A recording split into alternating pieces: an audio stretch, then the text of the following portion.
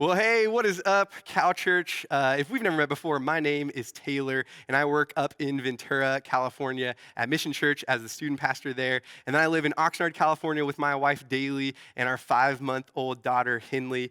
So we just finished up our first holiday season as a family of 3. And man, it has been such a fun season to be in with a young child. And whenever my wife was pregnant, the 2 things that I prayed most for, I prayed for a lot of things, but 2 of them was that our baby would be healthy and that it would be a good sleeper. And so far, I don't tell my other friends this that have little kids, she has been an amazing sleeper. Even though about a month after we had our child, our daughter, one of my friends walked up to me. He hadn't seen me in a while, and he's like, "Hey, man, how are you doing? You look exhausted. You must not be sleeping at all." And I was like, "Well, actually, I'm sleeping great, so I'm sorry that my appearance offended you. I don't know. If you think I'm looking tired today, I don't know what to tell you. This is just what we're working with." But man, it is so good to be back here at Cal Church. Like, it really is an honor and a privilege to get to link arms together to bring hope for everyone up and down the coast and all across Ventura County. And maybe today is actually your first time at church. Maybe you made a New Year's resolution to go to church more. So you're doing great. This is 1 for 1 as you're tuning in this morning. Good job. Keep it going. Or maybe you woke up this morning and you thought you were going to eat like a New Year's brunch, and you were promised to binge watch the Squid Games. Then you walked into the living room and they had church turned on, and you're like, "What in the world is happening?" Man, however you got here, we are so glad that we get to be together. And I love that Cal Church's mission is to introduce people to Jesus and help them follow him. And I know that so many of us, man, our story is that we had train wrecked our life, like we were lost and looking for love in all the wrong places, but then we bumped into Jesus, and as we started to follow him, man, it changed everything.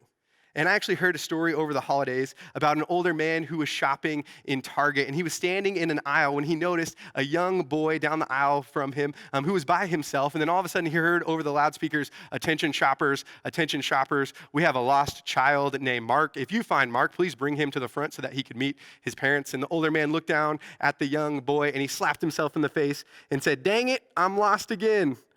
And man, a lot of us, like, we not only were lost, but we get lost again time and time again. Like, this is a group of imperfect people that are trying to follow after a perfect God. And maybe as we're looking into 2022, maybe some of us, like, we're just feeling a little bit lost. Or maybe we feel lost again and we feel bad or guilty or shameful that we feel like we're lost. And what I love is that New Year stands for this fun time, this moment, this season. It's new opportunities, new beginnings, new starts. I love that this is a season where we feel optimistic about the future, where we can dream about changing things that we want to change about ourselves. Because man, I think that Jesus is all about that. Like, he actually came to offer us like the best life possible. And if you don't know what Jesus' heart is for you and what he wants for you as we head into 2022, can I just remind you a little bit of what Jesus has in store for us? Like in John 10:10, Jesus actually says that I came so that they can have life and have it to the full. And maybe some of us, we think that Jesus, God in flesh, came to make, servants, slaves, people that are robots that are going to follow after him. But he actually says that the reason why he came is so that we can have a full life. I love the way the Message version puts it. It says more and better life than they ever dreamed of. And I love that at the New Year's, man, we look forward and we say, I want to live a different kind of way. I love what a guy named Andy Stanley says. He says, following Jesus will make your life better, and it will make you better at life. Like, following Jesus will not only make your life better, but it will make you better at life. And as we head into 2022, man, Jesus has this full, fulfilling life that he wants to offer each and every one of us. But in this verse, we not only see that Jesus says that he came to give us a full and fulfilling life, but right before it, he actually says another statement. He said that there's another person lurking in the background, an enemy who wants to do something as well. And in John 10, verse 10, right before where Jesus says that he came to give us a full life, Jesus says that the thief, our enemy, he comes only to steal, kill, and destroy. I mean, does anybody else feel like they've had some things destroyed in this past year or so? Man, I don't know about you, but as I've seen, 2021 in review, blogs and posts and videos going up, man, I can't help but feel this sense of doom and gloom, like a sense of hopelessness. Like it seems like so many things that we love were lost or destroyed. And it just makes me think that the enemy is lurking in the background, and he's so excited because his number one job description is to steal, kill, and destroy the good things that God has in store for us. And man, maybe if you are new or new back to church in a while, you're like, man, this is why I don't really come to church. They talk about like this enemy, this guy lurking in the background, Satan, But man, the truth is, like, just hang with us for today. Because the reality is Jesus, who predicted his own death and resurrection and then rose to life, like if that guy can do that, I'm going to follow what he says.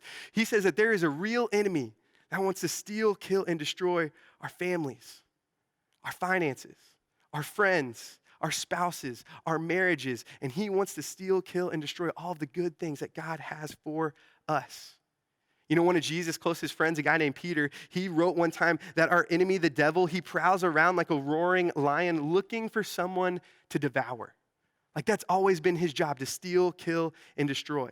But what I've noticed is that a lot of times the enemy doesn't look quite like a lion roaring into my face. He looks a little bit more like this, which this is my fishing pole. I know, don't judge me. But any of you, we have any fishermen tuning in today? Maybe if you're a fisherman, go ahead and tell us in the chat. But I grew up in Oklahoma, which is a state that way. And my best friend growing up was a guy named Grant Hickman. Yes, his last name really was Hickman. We are that redneck in Oklahoma. But in high school, he drove a pickup truck and he would drive over to our house. He had a camo bed liner in the back of his truck, of course. We'd throw our fishing poles into the back and we would take off and go look for a pond to fish. But whenever we were little and growing up, we had a neighbor named Terry who lived right down the road for us. And one day we were at Terry's house and he was outside showing us different methods of casting, different knots to tie, how to use a jig or rig, how to use some bait and lures. And I'll never forget, Terry got in front of us and he said, okay, boys, listen up. Here's the thing. Fishing is all about the art of seduction and deception. And I was like, okay, Terry, this sounds a little bit weird. But he's like, no, listen up. What you want to do is you want to put that bait in front of them. You want to make it look so good, so real, so tempting, so alluring that when a fish swims by, it looks just like the right thing and it can't help but just bite down right on top of it. And the truth is, man, we've all bitten down on some bad bait. Like our enemy, man, he has this arsenal of weapons of self-destruction that he likes to dangle in front of us, waiting for us to bite down on it because it looks like things that are going to give us the real, full life that Jesus came to offer. But when we bite down on it, man, we see that he only came to steal, kill, and destroy. And so today what I want to do is I just want to talk a little bit about what I think is the number one bait that the enemy uses in stealing, killing, and destroying the life that Jesus came to offer us. Like this is the best weapon in his arsenal of weapons of self-destruction. Like this is a foe that we are all fighting, a bait that we've all bitten down on. This could be the biggest thing that keeps us from becoming who we want to become, from experiencing the life that we want to experience, the more and better life that Jesus has in store for us in 2022. And I'm going to actually give like a little description of the foe that we're going to talk about today. So if you think that you know what foe, what bait it is that we're going to be talking about, why don't you go ahead and type it in the chat and see if you can guess what we're talking about today. Because this thing, this bait, like it's the thing that makes us lie. It makes us lie about our height, lie about our weight, our reps, our steps, our age, our income, our intellect. It makes us lie about our past, exaggerate our future, puff up our present. It makes us consumed with enhancing our social media profile. It makes us run on the treadmill of constantly portraying some picture-perfect image, having the greatest family, the latest clothes, the trendiest house with shiplap as far as the eyes can see. Ha-ha. Like this thing, it keeps us from celebrating with other people. It causes us to cheat so that way we don't lose, and it causes us to make excuses when we do lose. Like this is the thing inside all of us that keeps us from apologizing and admitting that we're wrong. And then even when we know we're wrong, this thing keeps us fighting. It makes us defensive. It makes us uncoachable. It makes us power up on people. It makes us refuse to be vulnerable. It makes us refuse to show weakness. It causes us to stiff-arm people that are trying to help us. And it causes us to go through the exhausting motions of acting like we're bigger, better, more impressive than everyone else around us. Like it keeps us running, competing, comparing. And this thing, man, it will wreck our relationships. It will frustrate our friendships. And this thing is the number one occupational hazard from a life lived with God. You have any guesses of what we're talking about today? Yeah, it's pride.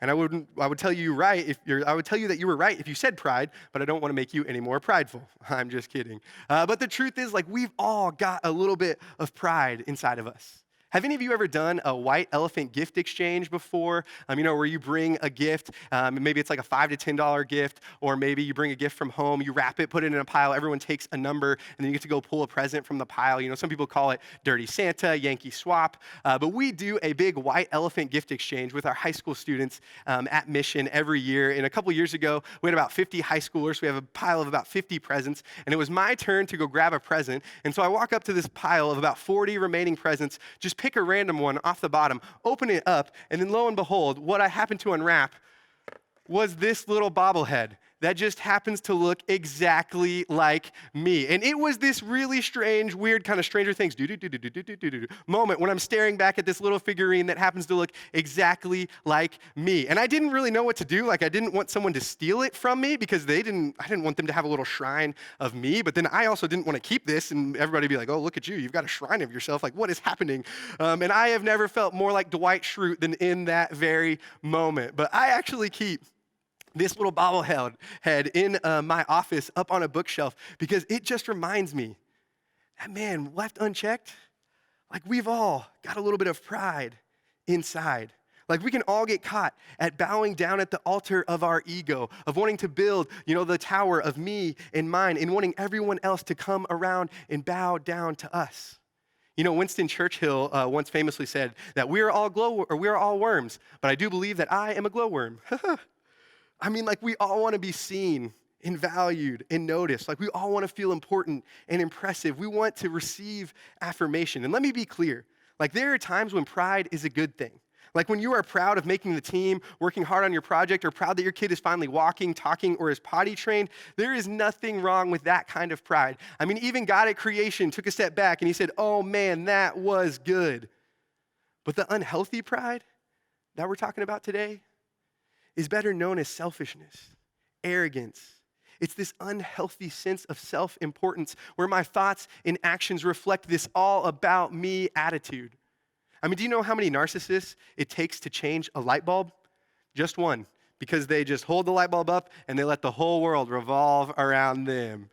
And man, we are all guilty of having that attitude from time to time where we think the world revolves all around us, where we think our family, our friends, our job, our time, our finances is all about me. Do any of you remember an old country comedian named Jeff Foxworthy? Well, one of his most famous bits helped rednecks identify in sort of a fun and funny way. There were these jokes called "You Might Be a Redneck If," where he would say something like, if you have a complete set of salad bowls and they all say Cool Whip on the side, you might be a redneck. If you think fast food is hitting a deer at 60 miles an hour, you might be a redneck. If you take your dog for a walk and you both use the tree at the corner, you might be a redneck. And my personal favorite, if your wife says she's game and you shoot her, you might be a redneck. Well, I thought that it might be easier for us to identify with our pride problem if we took a sort of Jeff Foxworthy approach. So just see if you identify with any of these, because you might have a pride problem. If you've ever refused to put on sunscreen, take out the trash, comb your hair, or pick up your socks because somebody else asked you to, you might have a problem with pride. If you've ever lied about your age, your weight, your height, or about whether or not you ate a whole tub of McConnell's ice cream in one sitting, you might have a problem with pride. If you have that app that tells you when people unfollow you on Instagram just so you can go unfollow them back. If your confidence has ever risen or fallen based on the number of likes that you brought in on a post. If you've ever spent money you don't really have to impress people that you don't really like by doing things like tricking your truck or getting a nip and tuck, you might have a problem with pride. Like if you size everyone up with criteria that always puts you at the top of being the nicest, the smartest, the prettiest, the buffest, the funniest, you might have a problem with pride. If the words "I'm sorry" taste sour, but the "I told you so" is oh so sweet. If you've ever powered up on a coworker, an employee, a teammate, a spouse, a kid, or someone beneath you. If you have a hard time celebrating when other people win and you lose. And if you're sitting there thinking, well, I never think that because I don't ever lose. You might have a problem with pride. If you make yourself feel better by making others feel worse, if you've ever gotten offended because someone didn't ask for your opinion, if you've gone 2 days, 2 weeks, or 2 months without talking to your son, your daughter, a friend, a spouse because you were mad and they needed to come apologize to you, you might have a problem with pride. If you're too afraid to try because you're too afraid to be seen as a failure, if you step back when something's beneath you but step forward every time a job worthy of you comes up, if you've taken credit for something you didn't do, and if you're answering all of these questions, yes or no, for your spouse, your husband, your wife, you might have a problem with pride. See, man, the truth is, like, we all have a pride problem. I mean, I woke up this morning and I drank coffee out of a cup that said Mr. Right on the side, and then I drove here to come give a message about pride. Like, we all have a pride problem. But what I'm learning is, man, when I hold on to pride, I think that I'm gonna get the best out of life. But when I bite down on this bait, man, pride gets the best of me. Check out what it says in Proverbs 16:18. It says, first pride, then the crash. The bigger the ego, the harder the fall. See, pride left unchecked, it will take us out. And you know what ego stands for, right? Edging God out. And some of us, we might be sitting here today thinking, I don't have a pride problem because I don't have too high of a view of myself. I actually have too low of a view of myself. But check out what it says in Psalm 10. A guy named David, he said this. He said, in his pride, the wicked man does not seek him. In all his thoughts, there is no room for God. See, the marker of pride isn't being consumed with a high view of self or even being consumed with a low view of self. It's just being consumed with self, where all my thoughts are about me and mine. Check out this poem that a teacher named Beth Moore wrote about pride. It says this. It says, my name is pride, and I am a cheater. I cheat you of your God-given destiny because you demand your own way. I cheat you of contentment because you deserve better than this. I cheat you of knowledge because you already know it all. I cheat you of healing because you are too full of you to forgive. I cheat you of holiness because you refuse to admit when you're wrong. I cheat you of vision because you'd rather look in the mirror than out a window. I cheat you of genuine friendship because nobody's going to know the real you. I cheat you of love because real romance demands sacrifice. I cheat you of greatness in heaven because you refuse to wash another's feet on earth. I cheat you of God's glory because I convince you to seek your own. My name is pride, and I am a cheater. You like me because you think I'm always looking out for you. Untrue. I'm looking to make a fool of you. And God has so much for you, I admit, but don't worry. If you stick with me, you'll never know. See, man, what I'm learning is pride wants to cheat us out of relationships, out of contentment, out of joy, out of happiness, out of satisfaction, out of living the full, more and better life that Jesus came to give. And pride is cheating us all out of something. Man, and I don't know what it is for all of us, but man, maybe for some of us, it's a relationship with our daughter. Maybe for some of us, it's from being fully known by a friend, from being able to give and receive compliments, from having a healthy family. Maybe pride is cheating us from contentment or pleasure or from being free from our own thoughts. Maybe pride is cheating us because we're too prideful to go to counseling to get help. Maybe pride is cheating us from finally fully knowing God and handing over every area of our life over to Him. Maybe it's cheating us from going to that meeting, from making that apology. I mean, could you imagine what it would look like? What it would feel like if 2022 was the year where we put an end to the pride inside, where we placed our ego in the altar and we got free from me. Man, where our relationship with our wife was stronger because we were able to get out of the way. Where we experienced more intimacy, more joy, more love, more contentment, more satisfaction, more and better life because we got free from our ego. And lucky for us, man, Jesus, God in the flesh, He came to illustrate a better way, a way where we aren't consumed with me and mine, but a way where we can get free from pride. And the story we're going to look at for the rest of today comes straight to us from the eyes of a guy named John. And John was one of Jesus' best friends, one of his 12 followers. And the story starts out with Jesus and this 12 guys, his best friends, this ragtag group, who are sitting down to a meal together. And they don't know it at the time, but this would actually become their last meal together. Like later this night, Jesus would actually be handed over to be crucified. And this meal would be immortalized as the Last Supper, but they don't realize it when they're eating it, that this is actually going to be known, this famous dinner. But all of a sudden, as they're sitting down at this table, these 12 dudes eating together, all of a sudden an argument breaks down. And I mean, anytime you got 12 dudes sitting at a table, you know there's probably going to be an argument. And ironically, this argument is actually about which one of them will be the greatest. And we aren't told who started the argument, But I think we all know who it probably was. I mean, it had to be Peter. You know, Peter was this reckless, redneck, flannel-wearing fisherman. He kind of leaned in with his head, flew by the seat of his pants, and I can just see it starting like this. All of a sudden, Peter stands up and he pipes up at the dinner. He's like, all right, boys, listen up. We know in the new kingdom, Jesus will be king. He will be the number one, but I just want you to know that I will be vice king. I mean, who did Jesus say would be the rock? Who did he give the name rock to? Oh, yeah, that was me. Who did he say he would build his church on? Oh, yeah, that was also me. I mean, who walked on water? Oh, yeah, that was also me, Peter, so give it up to me. I mean, Jesus will be king, but I will be vice king.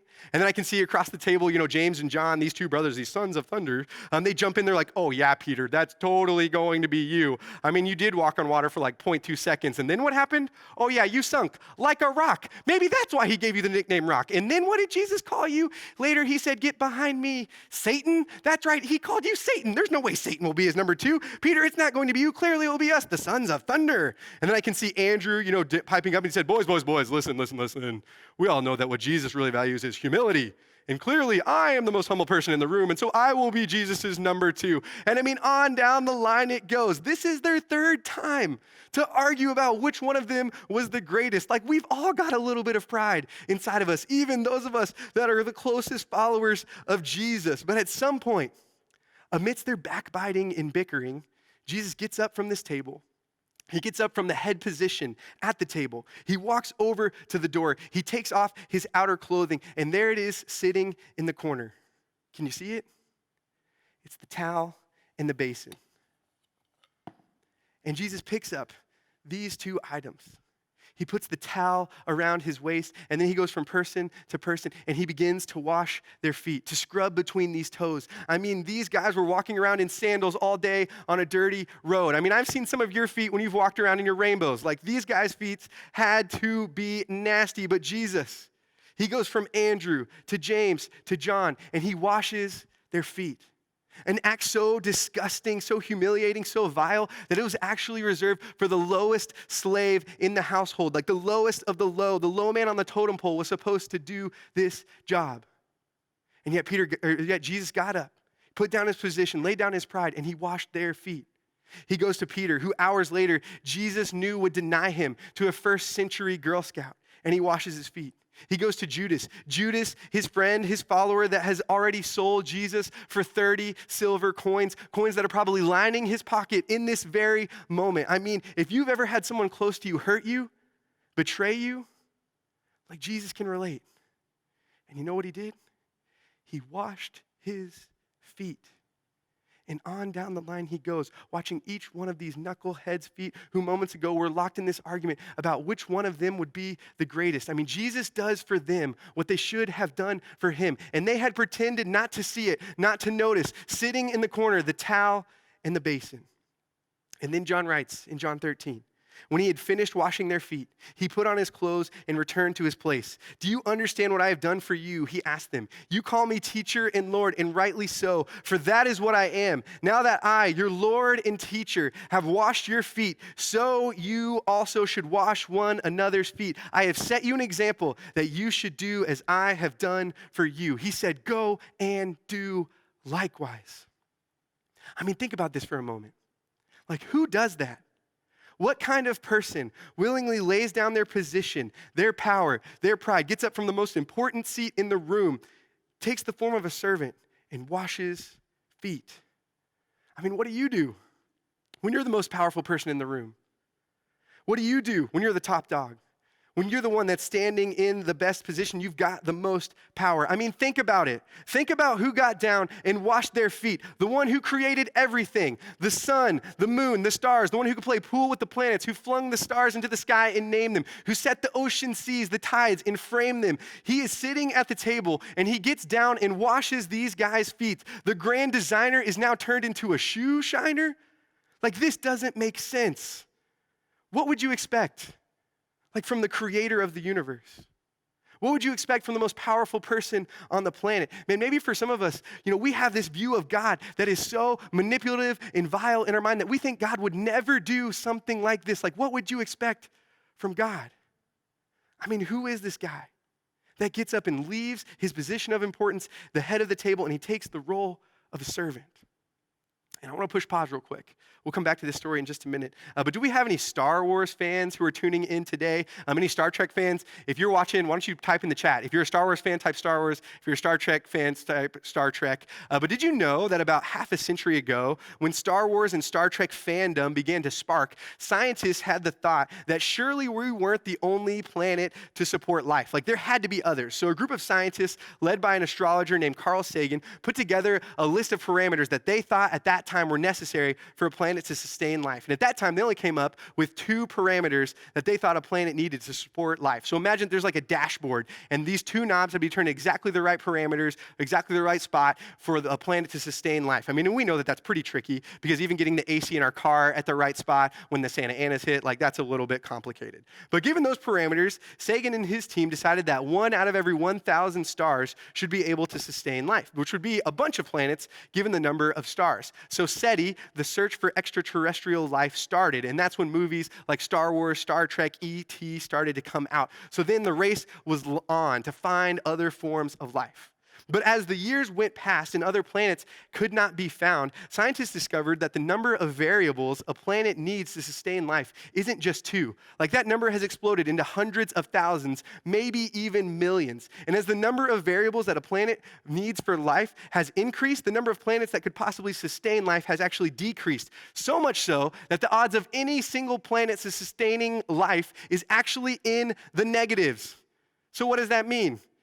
It means that we shouldn't even be here. So congratulations. You might feel like you never win the lottery, or maybe you've never won bingo or like a bingo basket night, but you've won like the life lottery and the biological bingo just by being here on Earth. And scientists are now using the term fine-tuned to describe the way that our planet has exactly the right parameters and variables to support life. Because if you imagine those hundreds of thousands of knobs, every single one of them is at exactly the right degree. And even if one was off by a hair, man, this planet could not sustain life. Like, did you know that if Earth were slightly larger and had a little bit more mass, gravity would not only increase, and we would only would weigh like 500 pounds, but gases that are on the surface that are out in our atmosphere, they would come closer to our surface, and we would breathe them in, and we would die. Did you know that on the other hand, if Earth were any smaller and had less gravity, water vapor would not stay down here, and so we would have nowhere to swim, surf, and no water to drink, and we would die.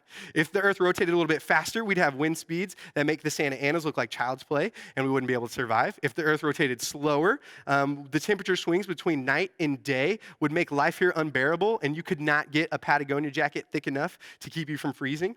Did you know that every day there are hundreds, maybe even thousands of comets that should smash into the Earth and destroy us, but because we just so happen to have this neighboring planet called Jupiter that is just in the right spot, and it just happens to be made out of gas, thousands of comets that are heading straight for us get sucked into Jupiter's atmosphere every single day? Did you know that if the moon were any larger, we'd be destroyed by tidal waves, and if its mass were any smaller, the ocean currents wouldn't be able to sustain life? And that is just scratching the surface. And scientists are actually beginning to say that there must be some intelligent creator, a powerful designer, a person that planned all of this. And do you know who that is? It's the guy that got up from his position, laid down his pride, and picked up the towel in the basin. And he just decided to serve other people. It makes me think of this song over in Philippians 2. It says this: in your relationships with one another, have the same mindset as Christ Jesus. Go and do likewise. Who being in very nature God, did not consider equality with God something to be used to his own advantage. Rather, he made himself nothing. He took the very nature of a servant. He was made in human likeness and was found in appearance as a man. He humbled himself by becoming obedient to death, even death on a cross. I love something I've heard a mentor of mine, a guy named Mike Bro, say a number of times. And it's that Jesus didn't just lay down his divinity, his godness. He just laid down himself. He, the creator and fine-tuner of our very existence, left the grandeur of heaven. He left eternal glory, total bliss. He put skin on. He became a baby. He had to learn how to walk and to talk. He had to go eat nasty baby food. He had stomach aches and swimmer's ears. He chose to get pimples, to go through puberty. He had to endure hot summer days and cool winter nights. He had to work hard, get his hands in some wood, became a carpenter. He hung out with the down and out, the broken, the poor, The poor, the impoverished, the sick, the sinners. He invested in these 12 knuckleheaded guys, traveled around without a home, didn't have much money. He broke bread with people you wouldn't believe. He washed the feet of his followers. He was betrayed by his friends, deserted by his disciples, was beaten, mocked, and scorned, was spit on, and had his flesh torn, only to have his hands nailed to some wood to be crucified on a cross. He didn't lay down his divinity. He just laid down himself. And now he's asking us to go and to do likewise, to do the dishes, to put our pride away and to say that we're sorry, to tell our daughter that we're so proud of her, to apologize to our son, to let our wife win, to encourage our coworker, to hug our mom, to write your dad a letter, to make that phone call, to go to the meeting, to ask for help, to admit that you were wrong, to volunteer at the kids team here at Cal Church, to stop taking credit, to do what nobody else wants to do, to lay down our pride, put our ego on the altar, to have the mindset of Jesus, and to take the very nature of a servant. You know I love in the Message version of John 13, where it says, Jesus says, I've laid down a pattern for you. What I've done for you, you do. I'm only pointing out the obvious. He didn't lay down his divinity. He just laid down himself, and he asked us to do the same thing, to put our ego on the altar, to put our pride aside, to take up our cross, and to follow after him. And man, what I love about following Jesus is that when we surrender to him, man, we are free from the penalty of our sin. Like, that is his part. He takes care of it on the cross. But living free, man, that is our part, that we partner together in doing with him. And man, the truth is, like, it is hard to break free from me.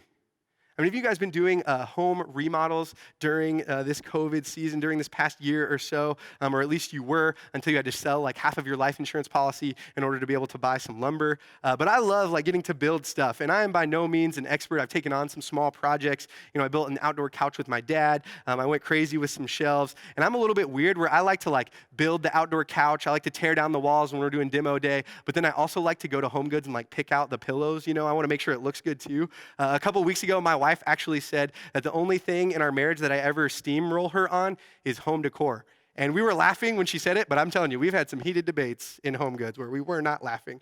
But anytime you're doing some sort of project, man, the first thing that comes is demo day. You know, we've got to remove the old to make way for the new. And man, when it comes to breaking free from me, from getting rid of the pride inside, and the truth is we need to go to work, and we need to have demo day every single day where we're busting out the tools to work on our pride. And can I just share 2 tools with you that have been really helpful for me as I've tried to break free from this pride? And these 2 tools, they're really just 2 verses, 2 passages of scripture. And man, they have been a game changer for me. Like, I have read these every day whenever I wake up. You know, and I love that in the new year we set big goals to read through the Bible in an entire year. We want to read more of the Bible. But man, what I'm trying to do this year is just to let like more of the Bible get through me and to let those verses sink deep down within my heart. And so the first tool that God's been using, it's actually from Psalm 139. And man, I think that this is like the everyday kind of sander that God uses on me. In Psalm 39, where a guy named David writes, he says, "Search me, O God, and know my heart. Test me and know my anxious thoughts. Point out anything in me that offends you and lead me along the path of everlasting life." Man, every morning when we get up to pray this prayer, we can say, "Search me, O God." Not search him, not search her, not search my wife, not search those people, but search me. Where we say, "God, you can inspect my life. And man, if pride is rearing its ugly head, you can sand it down. Get rid of the pride that's inside." You know, I read a book over this past year called Ordering Your Private World by a guy named Gordon MacDonald. And he talks about one time clearing out a big field. And if you've ever done any yard work, you know you start with the big things first and you get rid of the trees, the rocks, the stumps, all that stuff. But then you see all of the smaller things that are left behind after you've cleared out all of the big things. And he talks about how, man, our internal life with Jesus, like it's like that. We've got to constantly be clearing out, fine-tuning, going through, and sanding out the little bit of pride that pops up in our lives. See, this is not like a one and done thing. This is like a daily demo thing. See, a guy named C.S. Lewis once said, humility isn't thinking less of yourself. It's just thinking of yourself less. And man, every day, we've got to say, "Search me, O God. Know my heart. Test my anxious thoughts." And I'm telling you, in my own life, like this has been a tool that God has used where he has convicted me. He has revealed things in me. He has helped me to be able to break free from me. He's used this verse to make me go say apologize, to apologize when I'm wrong, to say I'm sorry, to admit my flaws and my failures. And I'm telling you, if in 2022 you just wake up every morning and say, "Search me, O God," man, it is a great tool that he will use to help you break free from me. And the truth is, like, man, pride dies hard.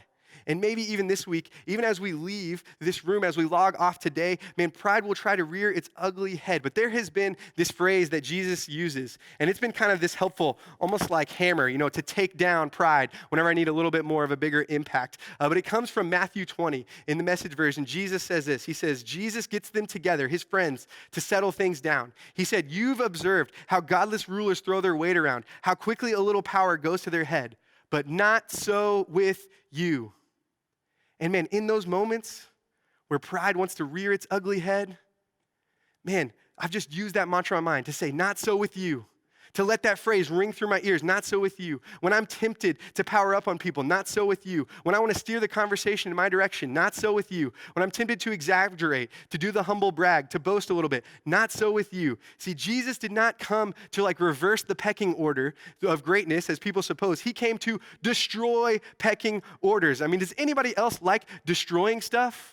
So man, why don't we in 2022 just say that this is going to be the year where we're going to break free from me. We're going to destroy our pride. We're going to say, man, maybe this is the time where we say we are going to break free. We're going to say, oh yeah, pride. We're going to smack talk it a little bit. Say, pride, I am not going to let you have a grip on me anymore. I'm going to go to that meeting. I'm going to call my mom and tell her that I love her. I'm going to say I love you just because. I'm going to do the laundry, do the dishes without being asked. And then I'm going to go give my wife the remote. And if that's not enough, I'm going to sign up to help in Cal Church Kids. I maybe even help out with middle schoolers. And I'm going to show up on days even when I don't want to go. And at work tomorrow, I'm going to give credit to my coworker. It's time to go all out, pride. I'm maybe even going to think about getting baptized one day, about surrendering my entire life to Jesus, of putting you in the past, of waking up every morning in 2022 and saying, search me, oh God, test my heart, know my anxious thoughts. And I'm going to take it further than that, pride, because I am going to put you in the past once and for all. I'm going to wake up, pick the towel and the base and say, God, who can I serve today? Because I'm going to live a not so with you kind of life. And I'm going to go and do likewise. And you know what, pride? You have been cheating me out of the more and better life for far too long. So today is the day that I'm going to destroy you. I'm going to put the ego on the altar. I'm going to break free from me, and I'm going to die to the pride inside. And while today is maybe the day you thought I was going to destroy it, now we break free from me, and the truth is, the tools that we really use to break free look a lot less like this and look more like this. I mean, Cal Church, can you imagine what 2020 would look like if we all just said, this is going to be the year where we're going to pick up the towel in the basin, where we're going to actually go and we're going to serve other people. I mean, husbands, what if in 2022 we decided that we would apologize more and argue less? Like wives, what if we decided that in 2022 we were going to love our husbands unconditionally? We were going to encourage them every single day. Fathers in the room, I mean, can you imagine what it would have been like? And if your dad would have said he was sorry, if he would have spoken words of life and love over you, I mean, employees, bosses, can you imagine what your workplace would look like? If you decided to pick up the towel and the basin, to get rid of your pride, to get free from me, and to serve other people, I mean, can you imagine what a group of people who said, I want to break free from pride, and I want to pick up the towel and basin. Can you imagine people living with an others first attitude, where we decided to serve other people, where we put our ego on the altar, we got out of the way, what kind of an impact that would make? I mean, man, I think that would change Agora Hills. I think that would change our families. It would change our friends. It would change Ventura County. I think that's the kind of people that Jesus came to call. And so, man, in 2022, let's just be resolved that this is the year where we break free from me, we put our pride to the side, and we go and do likewise. Let's pray together real quick. God, we just thank you. God, we thank you for modeling a better way, a way where we can break free from the pride inside, God, where we can know that we can trust you, that we can love you, God, where we don't have to be consumed with these thoughts that are all about ourselves. You know, God, I know that maybe some of us today, this is our first time in a long time that we've given church, we've given you, we've given Jesus a shot. And so, God, I pray that you would just help us, God, just to be reminded that you came to set us free. God, that you came to give us more and better life. And God, I pray that you would use your Spirit this week to convict us. God, to show us areas of our life, show us places where we need to break free from pride, where we need to let you have control, where we need to say every day, search me, oh God. God, that you would test us, that we would have a not so with you kind of attitude, and that we would be the kind of people where we go and we serve our family, we serve our friends, we serve our community, we serve everywhere we go. We decide to pick up the towel and the basin and we follow after Jesus. And God, we thank you most of all for Jesus and how we can have a relationship with you through him. And it's in Jesus' name we pray. Amen.